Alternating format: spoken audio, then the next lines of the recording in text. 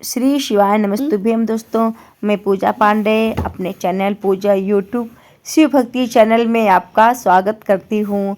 आज की कथा शिव महापुराण जो मेरठ में चल रही है, चौथे दिन की कथा में गुरु जी ने आज धतूरे का उपाय बताया है, धतूरे का पुष्प का उपाय बताया है। जैसे कि गुरु जी द्वारा यह बहुत ही चमत्कारी उपाय है। इस उपाय करने से जो भी कष्ट मुसीबत होती है वो सब समाप्त हो जाती है। उपाय करने के लिए आपको वीडियो के अंत तक जुड़े रहने पड़ेगा, संपूर्ण जानकारी आपको प्राप्त होगी। आइए सुनते हैं गुरु जी द्वारा संपूर्ण कथा का उपाय। श्री शिवाय नमस्तुभ्यम। दोस्तों, सबसे पहले जब विश्व शंकर जी के पास में आया तो पास में नंदी बैठे हुए थे।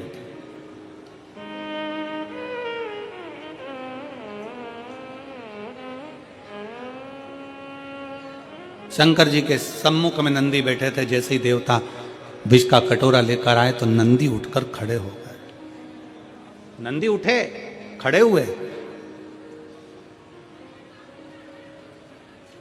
और नंदी ने पूछा,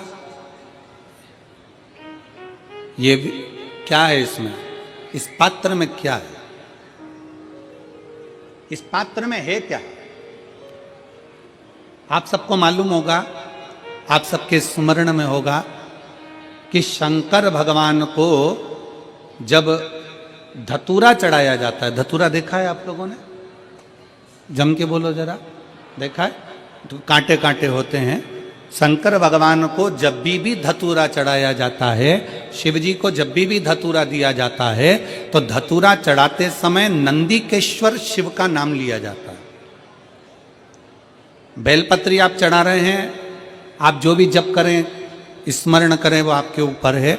आप चावल चढ़ा रहे हैं, वो आपके ऊपर निर्भर है। फूल चढ़ा रहे हैं, वो आपके ऊपर निर्भर है। पर जब हम भगवान शंकर का अभिषेक कर रहे हैं, पूजन कर रहे हैं, शिव मंदिर में जा रहे हैं, आपको कहीं से एक धतूरा मिल गया, कोई कामना है आपकी, धतूरा भी कई बार कामनाओं से चढ़ाया जाता है। तो धतूरा जब हम चढ़ा रहे हैं, शंकर को समर्पित कर रहे हैं, तो नंदीकेश्वर भगवान का नाम लेकर, नंदीकेश्वर शिव का नाम लेकर चढ़ाए, मतलब नंदी की आज्ञा लेकर कि हम ये धतूरा शंकर भगवान को दे रहे हैं। और हमारा विश्वास कहता है कि नंदी, हमारी जो दुख है, हमारी जो समस्या है, हमारी जो तकलीफ है, जब मैं धतूरा बाबा को चढ़ाऊंगी, नंदी तेरे से आज्ञा लेकर चढ़ा रही हूं, जिससे ये धतूरा मैं जब शंकर को चढ़ाऊंगी तो नंदी मेरे दुख को मिटाने के लिए तो भोले बाबा को अपनी पीठ पर बिठाकर मेरे दरवाजे तक लेकर आएगा, इसलिए तेरी साक्षी में चढ़ा रही हूं।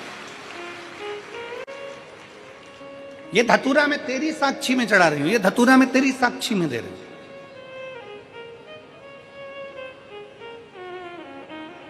धतूरे का जो पुष्प है उसको दो जगह पर समर्पित किया जाता है। दो जगह,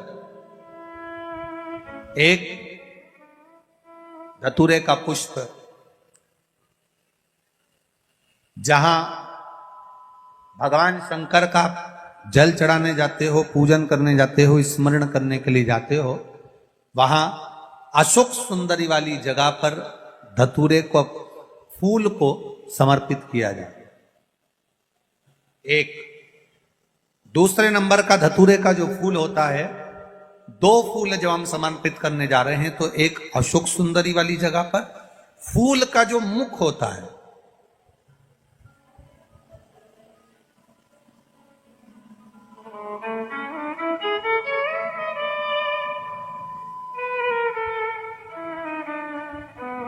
मान लो ये फूल है धतूरे का। वैसे तो धतूरे का फूल लंबा होता है, आपने दर्शन किए किस किसने करे ना, सबने दर्शन। धतूरे का फूल लंबा होता है। अब वो लंबा जो पुष्प है, उसका जो खिला हुआ भाग है, जो खिला हुआ, और पीछे की जो डंडी है, तो अशोक सुंदरी वाली जगह पर जब हम समर्पित करते हैं, अशोक सुंदरी वाली जगह पर जब हम उसको चढ़ाते हैं, तो जैसे ये शिवलिंग है और यहां सामने अशोक सुंदरी की जगह है, तो जो अशोक सुंदरी वाली जगह पर हम पुष्प समर्पित करते हैं, तो खिला हुआ जो भाग है, जो खिला हुआ भाग है, उसको इस तरह से रखते हैं कि शिवलिंग की ओर उसका खिला भाग जाए, और डंडी का भाग इधर गणेश जी, कार्तिकेय जी और 33 कोटि जो देवी देवता हैं उस ओर उसका भाग जाए, उसका भाग ऐसा समर्पित।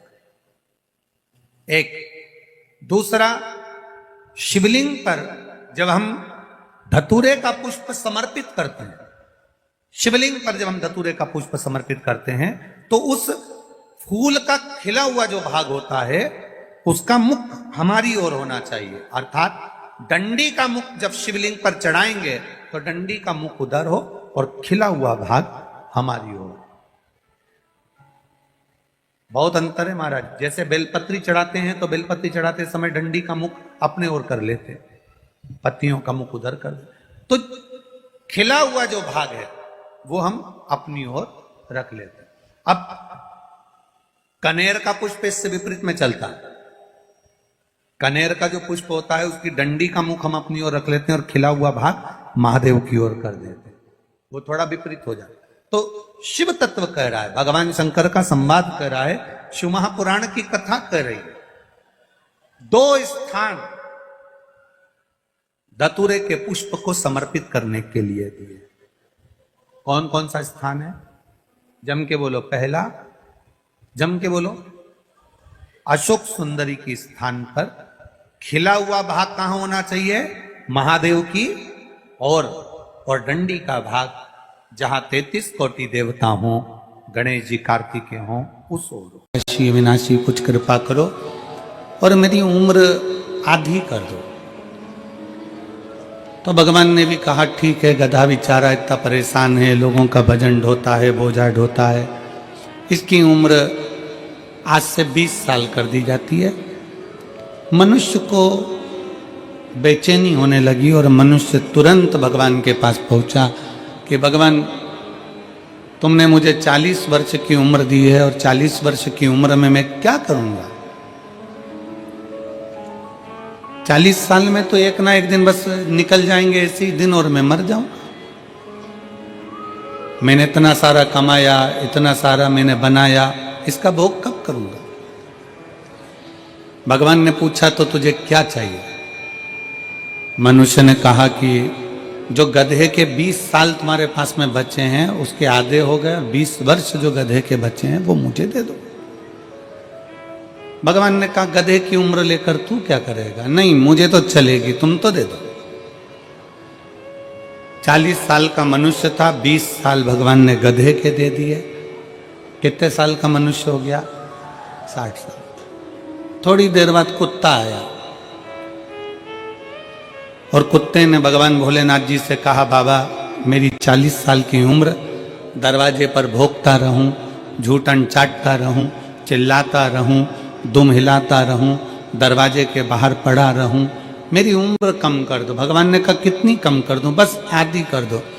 भगवान ने उसकी उम्र 20 साल कर दी। कुत्ता 20 साल का हो गया। मनुष्य फिर आ गया, बाबा 60 में मेरा क्या होगा? भगवान ने कहा तो फिर क्या करूं? जो कुत्ते की बची है वो भी मुझे दे दो। ठीक है, ले जा। 20 साल कुत्ते की भी मनुष्य को दे दी। मनुष्य कितने का हो गया? जम के बोलो, जम के जरा। 80 का।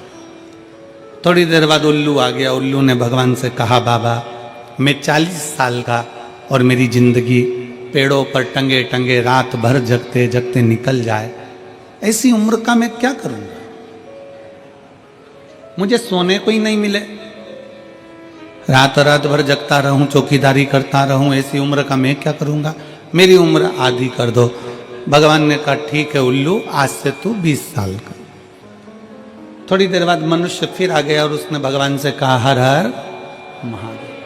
भगवान 80 में मेरा क्या होगा? भगवान ने कहा उल्लू की बची है तो क्या चलेगी, ले जा। कितने का हो गया? 100 का। मनुष्य की असली उम्र कितनी है? 40। 40 साल वो जितना एंजॉय करता है, 40 साल में वो जितना विद्या अध्ययन करता है, 40 साल में वो जितना अच्छा दिखता है, 40 साल में जो वो उन्नति की सीढ़ी पर चढ़ता है, 40 साल में जो खाता है वो पच जाता है, 40 साल में कैसे भी वस्त्र धारण कर ले तो भी सुंदर नजर आता है। 40 साल की मनुष्य की जो उम्र है वो श्रेष्ठ उम्र। और 40 के बाद किसकी लगी है? जम के बोलो, गधे के। जैसे ही 40 से 60 की उम्र में आता है और गधे की उम्र जो चालू होती है, तो बच्चे का विवाह करना है, बेटी की शादी करना है, मायरा बनने जाना है, कंधे पर बोझ बोझ बोझ बोझ बनता चले जाता है। मकान बनाना, दुकान बनाना, फैक्ट्री खोलना, बच्चों को लायक बनाना, ये बोझ उसके कंधे पर चालू हो जाता है। क्योंकि उम्र किसकी है? गधे। तो गधे जैसा उसको बोझा ढोना पड़ा। अब 60 तक तो उसने बोझा ढोया, 60 के बाद में फिर उम्र किसकी लग गई? कुत्ता की। 80 की उम्र में आया, 60 से 80 की उम्र में जैसे ही आता है और कुत्ते की जब उम्र लगती है, तो अपना कमरा छोड़कर उसको हॉल में पलंग डालकर रहना पड़ता है। घर के लोग भी कह देते हैं, ये कमरा मैं बच्चों को दूंगा। मम्मी, तुम्हारे पोता पोती का कमरा है, ये वाला कमरा इनका है, वो कमरा उनका है, तुम हॉल में रह जाना। 80 की उम्र आती है तो बाहर दरवाजे के पास में खटिया डल जाती है, पलंग डल जाता है, कुर्सी डल जाती है। 80 की उम्र। और वहीं बैठे बैठे पूरी चौकीदारी होती है। जैसे कुत्ता दरवाजे पर रहता है, वैसे 80 की उम्र में अपने को रहना पड़ता है। 80 की। और 80 की उम्र जैसी पूरी होती है, फिर किसकी उम्र लग जाती है? उल्लू की। अब कई माताएं कहती हैं, गुरुजी हमको नींद नहीं आती। हमने पूछा कितने साल के हो गए? तो कहा 85 के। कोई भाई करे कि गुरुजी हमको नींद नहीं आती। हमने पूछा कितने के हो गए? 83 के। अब उनको कौन समझाए कि 80 से 100 के बीच की जो उम्र है वो उल्लू की उम्र है। तुम कितनी भी नींद की गोली खा लो, रात को 2 बजे से लेकर 5 बजे के बीच में तुम्हारी नींद खुलेगी जरूर, क्योंकि तुम्हें उल्लू की उम्र लगी है। उल्लू की उम्र लगी है तो वो खुलना ही है।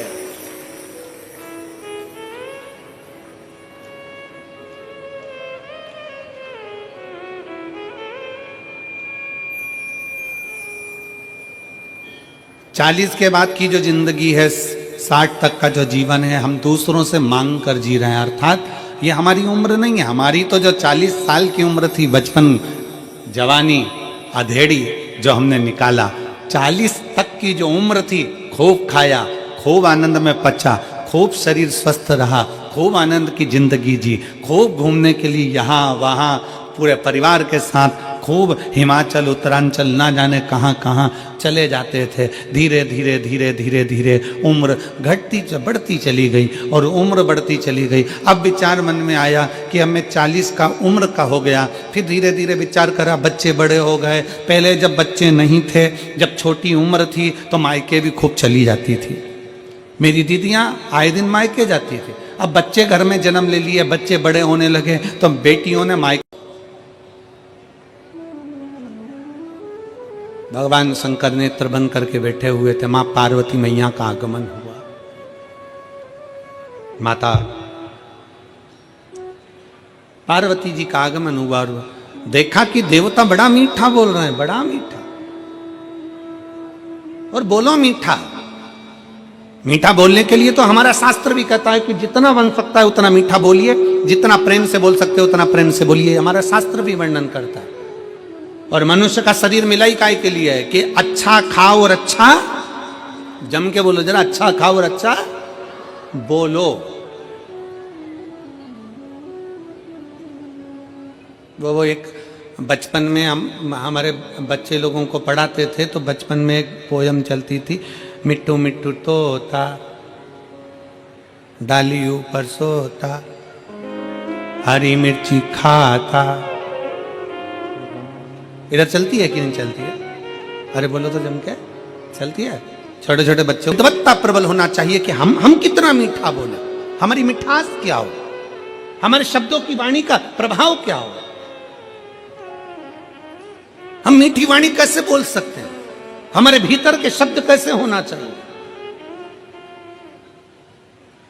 अपनी शब्दों की मिठासता का स्मरण रखें।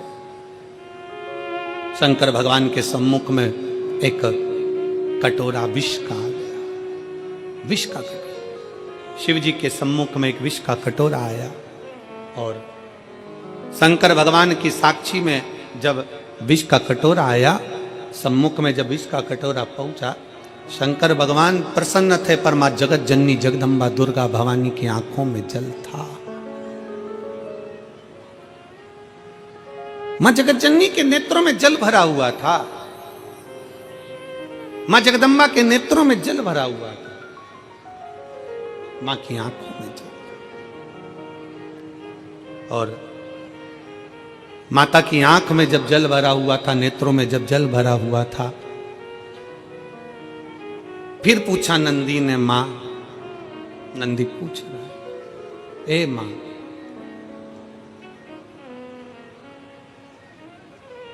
आप आंसुड़ा क्यों ढलका रही हो? मां, आपके नेत्रों में जल क्यों है? किस लिए?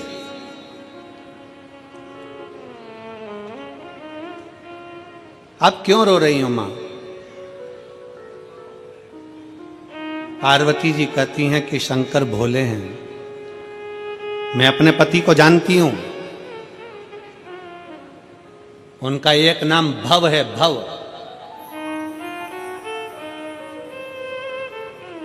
शिव जी का एक नाम भव है, और भव का मतलब है कि दुनिया में किसी को दुखी नहीं देख सकते वो। अगर आप तकलीफ में हो और शंकर को पुकार रहे हो, शंकर को एक लोटा जल चढ़ा रहे हो, तो शंकर भगवान को आना ही पड़ेगा, कोई उनको रोक नहीं सकता। शिव आते ही हैं।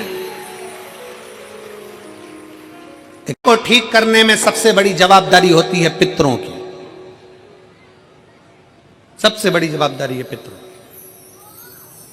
पितर जब 16 दिन श्राद्ध में पृथ्वी पर आते हैं, उनको आर्य मां स्वामी, पितरों के देव आर्य मां स्वामी जब पितरों को कौए पर बिठा कर लेकर आते हैं और उनको इस भूमंडल पर पितृलोक में से लाकर इस पृथ्वी पर छोड़ते हैं, आपके और हमारे सबके घर के पितर अपने अपने घर में दरवाजे पर खड़े होकर भाग ग्रहण करते हैं। आप भोजन बनाते हो, ब्राह्मण को भोजन देते हो, गाय को देते हो, कुत्ता का भोजन देते हो, कौवे का भोजन देते हो, भूखे को भोजन देते हो, अन्न पानी देते हो, वो पितर लेते हैं। कितने दिन लेते हैं? जम के बोलो जरा, 16 दिन। 16 दिन पितरों ने तुमसे अन्न भाग लिया, पानी लिया, भोजन लिया, धूप लिया, ध्यान लिया। 16 दिन तक पितरों ने धारण करा। पितर 16वें दिन यहां से जाने लगते हैं। जब पितर जाते हैं, उस समय पर जाते हुए पितरों के सामने आर्य मां स्वामी खड़े होते हैं, पितरों के देवता, और कहते हैं, पितरों, तुम्हें 16 दिन तुमने इनके घर का भाग ग्रहण करा है, 16 दिन तक तुमने इनके घर का खाया है, तो तुम इनको वर्ष भर सुखी रहने का वर देकर जाइए। वर्ष भर सुखी रहने का वर देकर जाइए। इनका घर का माहौल ठीक कर कर जाइए, इनके घर की अशांति मिटा कर जाइए, इनके घर में सुख समृद्धि देकर जाइए। ये आर्य मां स्वामी कहते हैं, पितरों के देवता कहते हैं।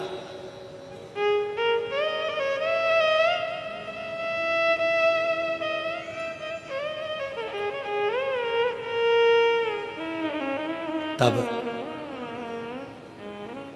पितर कहते हैं कि हम इनको वर्ष भर का इतना सारा फल नहीं दे पाएंगे, पर एक बात जरूर है, एक बात जरूर है। पितर कहते हैं, अगर शंकर साक्षी दे तो हम इनको वर्ष भर का फल देकर जाएंगे। शिव साक्षी दे, शंकर साक्षी दे। इसलिए शिव महापुराण में लिखा है, मंगलवार का व्रत कर लो, शुक्रवार का व्रत कर लो, गुरुवार का व्रत कर लो, बुधवार का व्रत कर लो, चतुर्थी का व्रत कर लो। सारे व्रत, दुनिया के जितने व्रत होते हैं, तीज, चतुर्थी, छठ, जितने व्रत करना है कर लो। सारे व्रत का फल देवता कब देते हैं? अगर देवी का व्रत करोगे तो भी शंकर के बिना वो फल आपको नहीं मिल सकता। बृहस्पतिवार का व्रत करोगे तो भी शिव के बिना नहीं मिल सकता। शुक्रवार का व्रत करोगे तो भी शंकर के बिना नहीं मिल सकता। सारे व्रत का फल कब मिलता है? किसी भी देवता का व्रत करो पर फल कब मिलेगा? जब शंकर भगवान की आज्ञा होगी, क्योंकि मृत्यु लोक का देव अधिदेव महादेव है। ब्रह्मा जी ब्रह्मलोक में, भगवान विष्णु वैकुंठ लोक में, इंद्र इंद्रलोक में, गरुण गरुण लोक में, वरुण वरुण लोक में, मृत्यु लोक का देव है देव अधिदेव महादेव। अगर किसी देवता का भी व्रत करोगे, फल पहले शंकर जी से पूछा जाएगा, तब दिया जाएगा। शिव की आज्ञा बिना कोई फल भी नहीं मिलता। पितरों ने कहा अगर शंकर हाजिरी दे, शंकर अगर कहें तो हम दे दें। आर्यमा स्वामी पितरों को लेकर शिव जी के पास पहुंच गए। पूरा पितरलोक खाली पड़ा हुआ था, पूरा पितरलोक खाली। बाबा के धाम कैलाश में पितर खड़े हुए, हाथ जोड़कर विनय कर रहे हैं। शिव जी ने पूछा आर्यमा स्वामी से, आर्यमा आज सारे के सारे पितरों को लेकर तुम यहां आए हो, क्या बात है, क्यों आए हो? आर्यमा का कहना है बाबा, पितर अपने अपने घर के माहौल को सुधारना चाहते हैं, शांति देना चाहते हैं, लक्ष्मी देना चाहते हैं, समृद्धि देना चाहते हैं, वैभव देना चाहते हैं, वंश की वृद्धि करना चाहते हैं, पर आपके बिना ये संभव नहीं हो सकता। पितर क्या चाहते हैं? बाबा अगर हमारे पूर्वज, पितर कहते हैं अगर हमारे घर के लोग, परिवार के लोग अगर आपके शिवलिंग के ऊपर एक लोटा जल अगर चढ़ाएं तो उस जल का एक अंश हम पितरों को मिले, और जब हम पितरों को मिले तो उस दिन हम हमारे वंश के लोगों का घर का कल्याण कर देवें, बस इतना वर चाहते।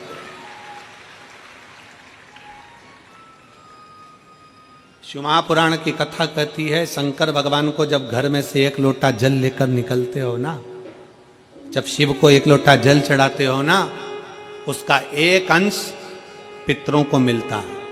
और जब घर में पितरों को अंश, एक लोटे जल में से थोड़ा सा अंश पितरों को भगवान शंकर देते हैं, तो घर के पितर तुम्हारे को वर प्रदान करते हैं, तुम्हारे घर में शांति का अनुभव होता है और वैभव और सुख और वंश की वृद्धि होती है। शिव के करीब में पितर भी विराजमान है। कृष्ण कन्हैया के पास में राधा जी हैं, सब देवता के पास में सारी देवियां हैं, उनके नजदीक में है। केवल एक शंकर भगवान हैं जो अपनी पत्नी को अपने पास में नहीं, अपने से ऊंचे बिठाते हैं। इसलिए शंकर के मंदिर में पार्वती का स्थान ऊंचा होता है।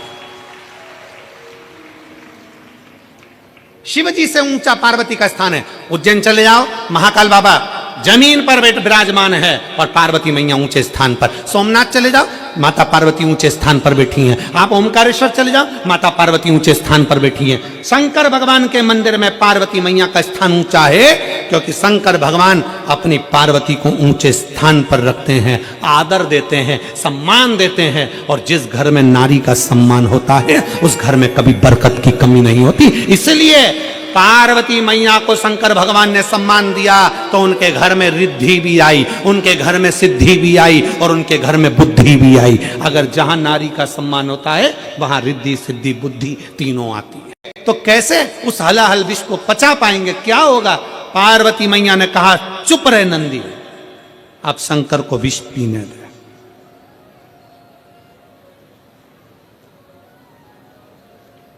अब पीने दे। और तेरे भक्त जनों पर माता भीड़ पड़ी है भारी, दानव दल पर टूट पड़ो मां करके सिंह सवारी। सो सिंहों से तू बलशाली, अष्टभुजाओं वाली, दुखियों के दुख वारती हो मैया, हम सब उतारे तेरी आरती। माँ बेटे का है इस जग में बड़ा ही निर्मल नाता, माँ बेटे का है इस जग में बड़ा ही निर्मल नाता। सुने पर ना पूत कपूत सुने पर ना माता सुनी गो माता सब पे करुणा दर्शाने वाली बिगड़ी बनाने वाली दुनिया के झगड़े निवारती हो ओ मैया हम सब उतारे तेरी आरती।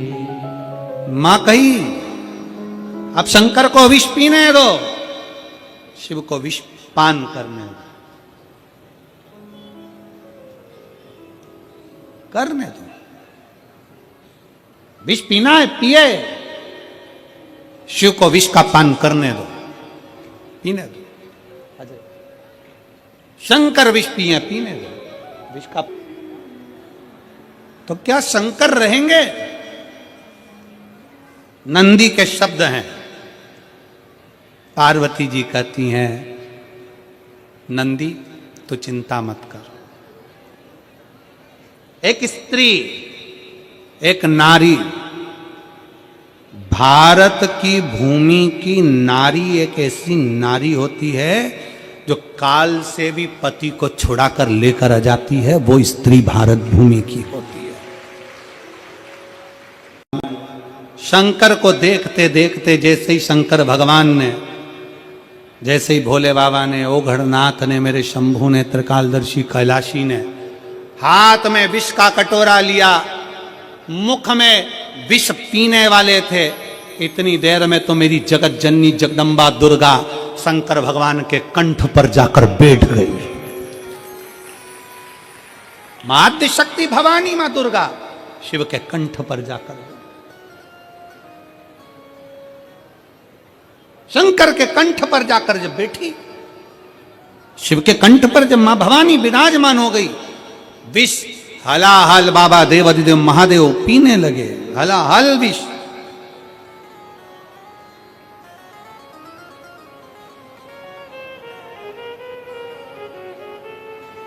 और कर्पूर घोरम करुणावतारम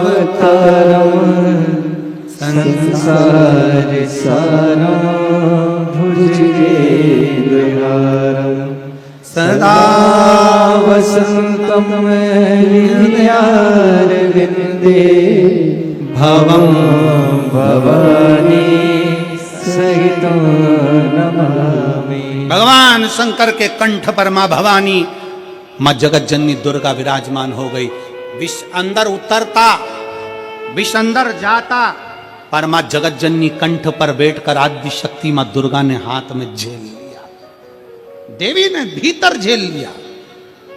दुनिया के लोग कहे भगवान शंकर का कंठ नीला हो गया क्योंकि विष पिया, नहीं, मां काली, मां भद्रकाली, मां काल का मां दुर्गा जब कंठ में जाकर बैठ गई और हलाहल विष को हाथ में जब झेला है, तो भगवान शंकर के कंठ में मां अंबा विराजमान होती है, तो कंठ भी नीला नजर आता है, वो नीलकंठधारी कहला जाता है। नीलकंठ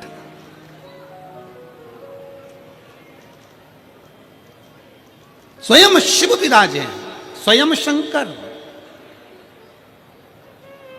ओगड़दानी शिव विराजमान। कंठ में माता पार्वती जी विराजमान हुए, हलाहल विष अंदर पहुंचे नहीं, गले में कंठ पर झेल लिया, कंठ पर झेला है मां, कंठ में जाकर विराजमान होकर हलाहल विष को झेल रही हैं, कंठ के अंदर विराजमान होकर झेल रही हैं।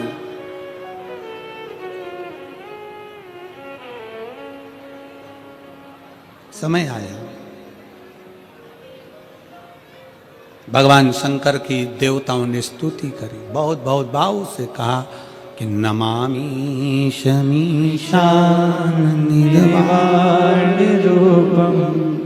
विभुं व्यापकं ब्रह्मवेद स्वरूपम्। माता पार्वती को देखकर कंठ पर मां विराजमान है, शंकर जी का बड़ा सुंदर स्वरूप है, और उसे देखकर मां सारे देवता मिलकर स्तुति करने लगे, गजब है प्रभु, भगवान देवता अमृत का पान कर रहे हैं और देवाधिदेव महादेव विष पी कर भी महादेव बन जाते हैं। जो अमृत पिए वो देव और जो विष पिए वो श्री शिवाय नमस्तुभ्यम। दोस्तों, जैसे कि गुरुजी ने बताया है आज धतूरे का उपाय, जो आपको नंदीश्वर महादेव का स्मरण करते हुए चढ़ाना है 2 जगह पे। तो आप लोगों ने गुरुजी द्वारा ये उपाय को सुना, आपको शिव मंदिर में करना है। दूसरा उपाय गुरुजी ने बताया है धतूरे का पुष्प का, जिसको आपको अशोक सुंदरी के स्थान पर समर्पित करना है और उसको आपको कैसे समर्पित करना है आगे गुरुजी ने बताया है, हमने आपको दिखाया है स्क्रीन पर। इसी प्रकार से आपको समर्पित करना है। आप लोग ज़रूर करिएगा। वीडियो अच्छा लगे तो लाइक कमेंट शेयर ज़रूर करिएगा। कमेंट में हर हर महादेव लिखना नहीं भूलिएगा।